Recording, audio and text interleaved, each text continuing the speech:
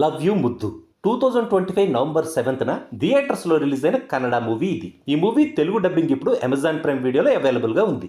ఇదొక romantic drama. 2 hours 4 minutes run time ఉన్న ఈ మూవీని మీరు మీ ఫ్యామిలీతో కలిసి కూర్చొని కూడా చూడొచ్చు. సోలాపూర్ కపుల్ ఆకాష్ అండ్ అంజలిల రియల్ లైఫ్ స్టోరీని బేస్ చేసుకుని ఆ స్టోరీకి కొన్ని చేంజెస్ యాడ్ చేసి తీశారు ఈ మూవీని. స్లోగా రన్ అయ్యే లవ్ స్టోరీస్ నచ్చే ఆడియన్స్ కి ఈ మూవీ నచ్చే ఛాన్స్ ఉందేమో కానీ నాకైతే ఈ మూవీ పెద్దగా నచ్చలేదు. తెలుగు డబ్బింగ్ అస్సలు బాగాలేకపోవడం మూవీ నచ్చకపోవడానికి మెయిన్ రీజన్. సింపుల్ స్టోరీని సింపుల్ స్క్రీన్ ప్లేతో స్లోగా నేరేట్ చేయడం, మూవీ పాతకాలం సినిమాలా ఉండడం కూడా ఈ మూవీ నాకు నచ్చకపోవడానికి ఇంకో రీజన్.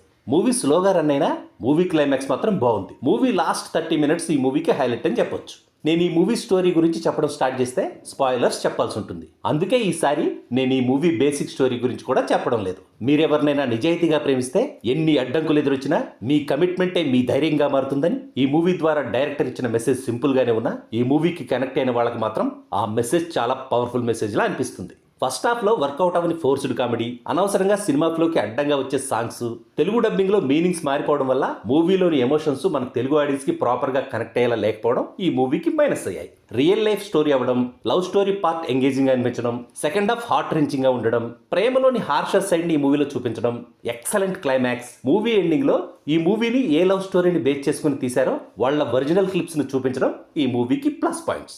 డైరెక్టర్ కుమార్ ఈ మూవీని ఇంకా బాగా తీసుండొచ్చు కానీ ఎందుకో తాను ఆ ప్రయత్నం చేయలేదనిపించింది. రియల్ లైఫ్ స్టోరీ కాబట్టి రిస్క్ ఎందుకు అనుకున్నాడో ఏమో మరి. సినిమాటోగ్రఫీ బాగానే ఉంది.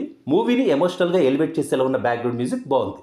కన్నడలో సాంగ్స్ బాగానే ఉండుంటాయి కానీ తెలుగులో మాత్రం నాకు అస్సలు నచ్చలేదు. ఎడిటింగ్ ఇంకా బెటర్గా చేసి ఉండొచ్చు. హీరోగా సిద్ధు, హీరోయిన్గా రేష్మా తమ ఎక్సలెంట్ పెర్ఫార్మెన్సెస్తో మూవీని బాగా క్యారీ చేశారు. మిగతా సపోర్టింగ్ కాస్ట్ కూడా వాళ్ళ రోల్స్కి న్యాయం చేసే ప్రయత్నం చేశారు. ఫైనల్గా చెప్పాలంటే ప్రేమలోని సిన్సియారిటీని ఒక టిపికల్ రొమాంటిక్ డ్రామాలా కాకుండా ఆడియన్స్ మనసుల్ని తాకే ఒక ప్రేమ కథలా స్క్రీన్ పై ప్రజెంట్ చేసిన ఈ మూవీని ఓటీటీలోనే కాబట్టి స్లోగా రన్ అయ్యే లవ్ స్టోరీస్ నచ్చేవాళ్ళు ఒకసారి ట్రై చేయొచ్చు. స్లో నరేషన్ ఇష్టపడిన వాళ్ళు ఈ మూవీని అవాయిడ్ చేయడమే better. That's all in this review friends. మళ్ళీ నెక్స్ట్ రివ్యూలో కలుసుకుందాం. Thank you for watching.